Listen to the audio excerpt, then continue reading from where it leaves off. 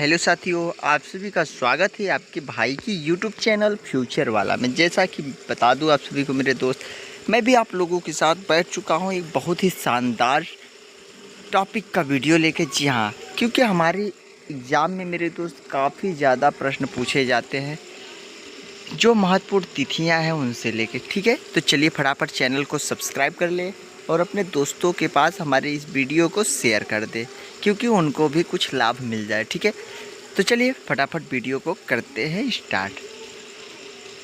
तो देखते हैं मेरे दोस्त, आज का टॉपिक है भारतीय इतिहास की जो महत्वपूर्ण तिथियां हैं। ठीक है, तो पहले ईसा पूर्व में देखते हैं, जो कि 6000 ईसा पूर्व में मेहरगढ़ और बुर्जहोम में भारत के प्राचीनतम कृषि एवं पशुपालन अवशेष मिले थे। ठीक है, तो 6000 ईस्वी में मेहरगढ़ और बुर्जहोम में भारत के प्राचीनतम कृषि और पशुपालन के अवशेष कहाँ से मिले थे? तो मेहरगढ़ और बुर्जहोम से। और कब मिले थे? तो 6000 ईस्वी में। देखिए, सन उतना नहीं पूछता है, लेकिन ये इंपॉर्टेंट होता है मेरे दोस्त कि कहाँ से क्या प्राप्त हुआ। ठीक है, तो मेहरगढ़ और बुर्जहोम से पशुपालन अवशेष और कृषि मिली। ठीक है, अगला देखते हैं। 5000 से 4000 में बागोर तथा आदमगढ़ के निकट भेड़ बकरी पालन के प्रथम अवशेष मिले। भेड़ बकरी के प्रथम पालन के अवशेष कहाँ से मिले? बागोर तथा आजमगढ़ से। अगला प्रश्न देखते हैं दोस्त। 4000 से 3000 कृषक एवं पशुपालन सभ्यताएं मिलती है। ठीक है, 4000 ईसा पूर्व से 3000 ईसा पूर्व में कृषक एवं पशुपालक सभ्यताएं मिलती है। अगला प्रश्न देखते हैं।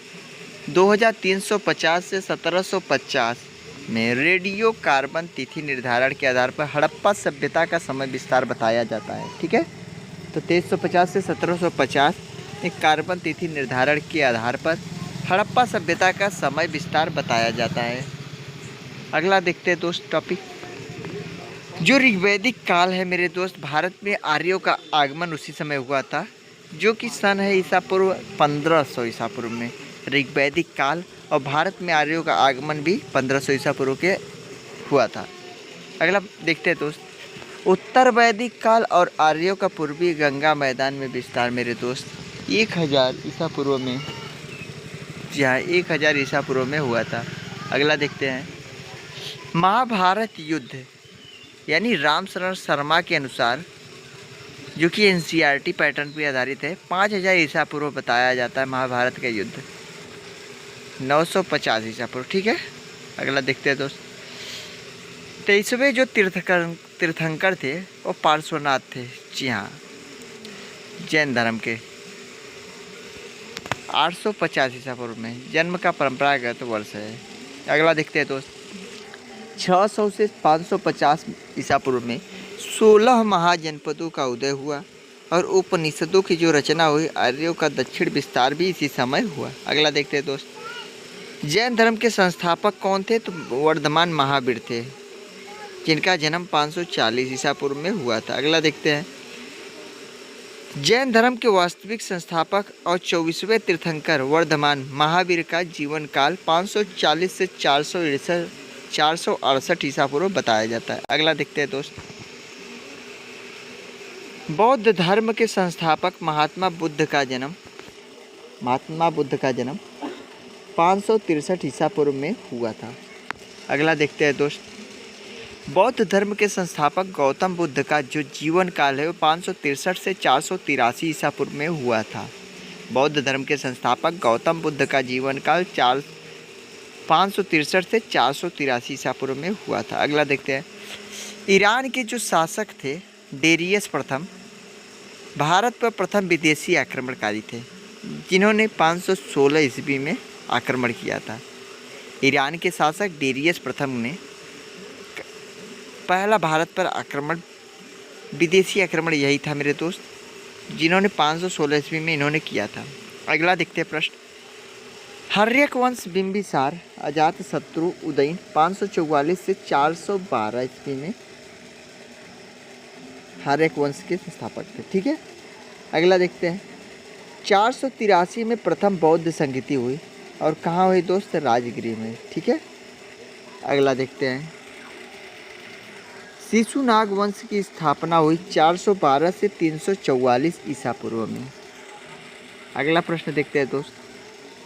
द्वितीय जो बौद्ध संगीति हुई थी यह वैशाली में हुई थी मेरे दोस्त। यह याद रखने वाली चीज़ें हैं, जो कि 383 ईसा पूर्व में हुआ था। अगला देखते हैं, जो मगध में नंद वंश की स्थापना हुई थी मेरे दोस्त, जिसका ईसा पूर्व 344 है। अगला देखते हैं, जो भारत पर आक्रमण किया था मेरे दोस्त सिकंदर ने, तो वह 326 ईसा पूर्व में किया था। अगला प्रश्न देखते हैं कि सिकंदर की मृत्यु कहाँ हुई थी मेरे दोस्त, तो बेबीलोन में हुई थी 323 ईसा पूर्व में। अगला प्रश्न है, चंद्रगुप्त मौर्य द्वारा मौर्य वंश की स्थापना 323 ईसा पूर्व में हुई थी। अगला प्रश्न है कि सेल्यूकस का भारत पर आक्रमण जो है मेरे दोस्त 305 ईसा पूर्व में हुआ था। ठीक है, अगला प्रश्न देखते हैं, बिंदुसार शासक बना था 298 ईसा पूर्व में। जी हाँ, बिंदुसार शासक बना था 298 ईसा पूर्व में। अगला प्रश्न देखते हैं, अशोक तथा उसके भाइयों के बीच उत्तराधिकार युद्ध 272 से 268 ईसा पूर्व में हुआ था। अब अगला देखते हैं दोस्त कि अशोक का शासक यानी अशोक शासक कब बना, तो 269 ईसा पूर्व में अशोक शासक बना। अगला प्रश्न देखते हैं, अशोक का शासन काल जो है मेरे दोस्त 268 से 232 ईसा पूर्व तक चला। यानी देखिए ईसा पूर्व जो होता है दोस्त, ईसवी या ईसा यह उल्टा गिना जाता है। 232 से 268 होना चाहिए, लेकिन 268 से 232 दिया गया है। ठीक है, अगला देखते हैं, कलिंग युद्ध जो हुआ था 261 ईसा पूर्व में हुआ था। अगला प्रश्न देखते हैं दोस्त, उपगुप्त द्वारा अशोक बौद्ध धर्म में दीक्षित है। ठीक है, उपगुप्त द्वारा अशोक बौद्ध धर्म में दीक्षित 257 ईसा पूर्व में हुआ।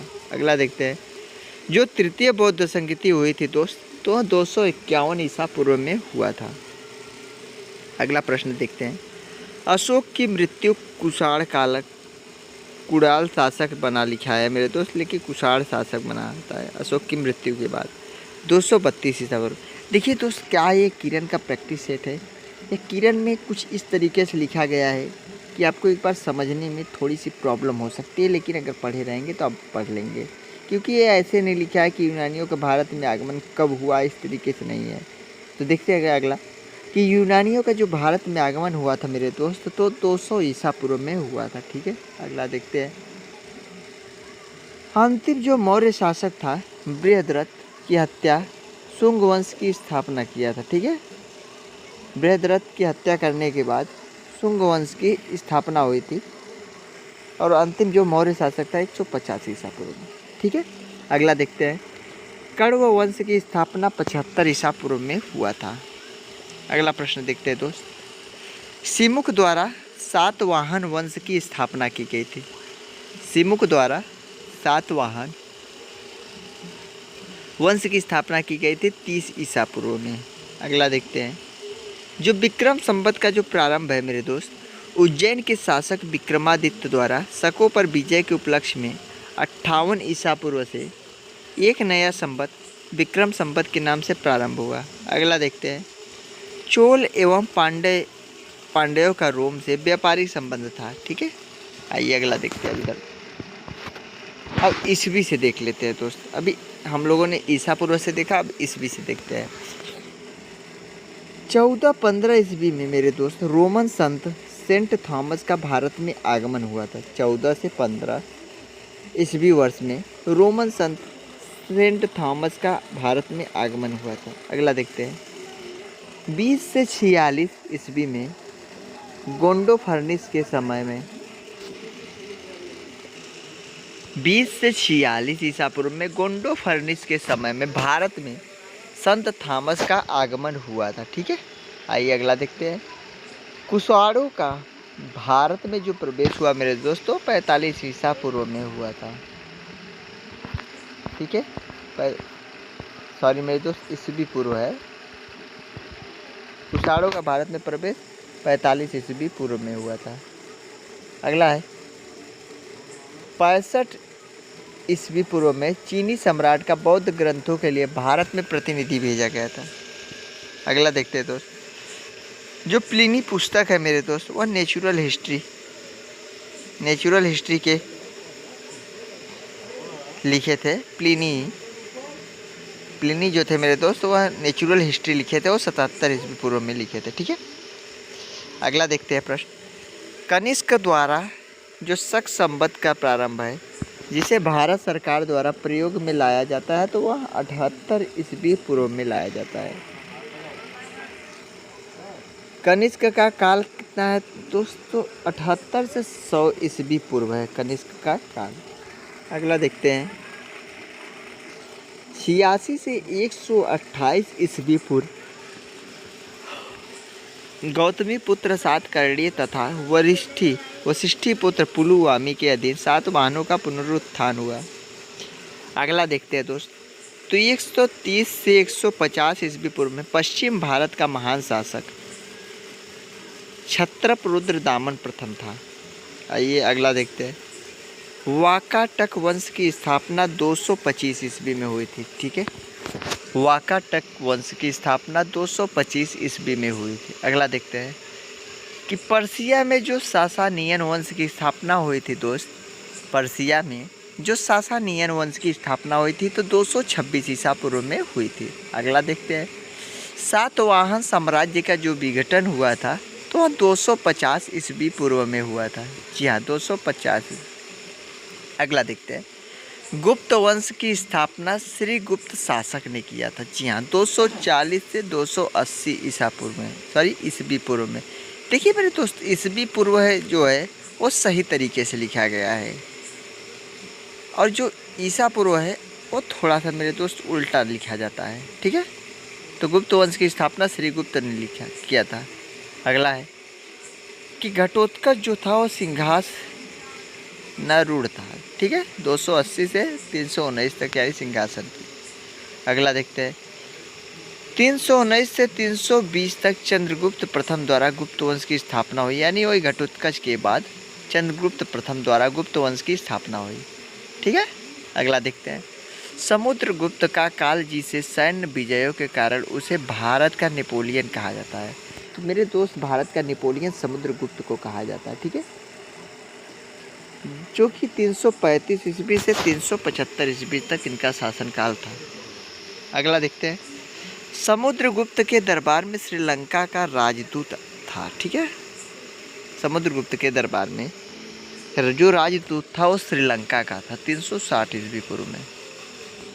समुद्रगुप्त की मृत्यु रामगुप्त शासक के द्वारा हुआ था। देखिए इसमें लिखा नहीं है मेरे दोस्त कि किसके द्वारा हुआ था, कि समुद्रगुप्त की मृत्यु रामगुप्त शासक लिख दिया गया। देखिए इसमें आधा अधूरा चीज़ें लिखा है, तो 375 ईस्वी पूर्व में। अगला देखते हैं। चंद्रगुप्त द्वितीय का शासनकाल गुप्त राज्य का पश्चिम में विस्तार तथा संस्कृत साहित्य का चरमोत्कर्ष 380 से 415 ईस्वी पूर्व में था। अगला देखते हैं दोस्त। जो फाहियान था, चीनी यात्री फाहियान, वो भारत आया था 399 से 414 में। देखिए मेरे दोस्त, मैं एक चीज़ कहूँगा, लुसेंट की अपेक्षा किरण कुछ लिखने का तरीका मुझे नहीं जमा। ठीक है, अगला देखते हैं। 415 से 455 ईस्वी पूर्व में कुमारगुप्त जो प्रथम का शासनकाल था और नालंदा विश्वविद्यालय की स्थापना भी थी। ठीक है, अगला देखते हैं दोस्त। 455 से 467 में स्कंदगुप्त का काल हूणों का प्रथम आक्रमण था। अगला है दोस्त। गुप्त वंश का अवनति काल जो है वो 467 से 540 है। अगला देखते हैं। तोरमाड़ एवं मिहिर कुल के अधीन उत्तर भारत में हूणों का शासन था, जो कि 500 से 532 ईस्वी पूर्व में था। अगला देखते हैं। यशोवर्धन द्वारा मिहिर कुल की पराजय 532 ईस्वी पूर्व में हुई। अगला देखते हैं। हर्ष का जो शासन काल था मेरे दोस्त 606 से 647 ईस्वी पूर्व था।